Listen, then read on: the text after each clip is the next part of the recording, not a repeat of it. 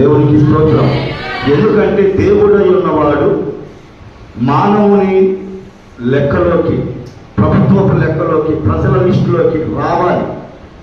ఆయన కూడా మానవుడిగా జనసంఖ్యలో రాయబడాలి కనుక ఈ కైసర్ను దేవుడు ప్రేరేపించి మొట్టమొదటిగా జనసంఖ్యను రాయించాడు.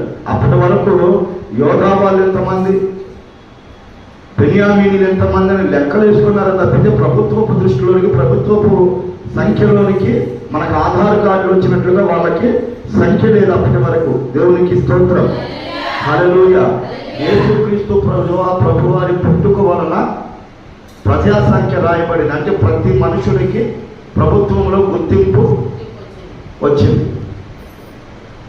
అప్పటి వరకు లేదు, ప్రభుత్వంలో లేదు.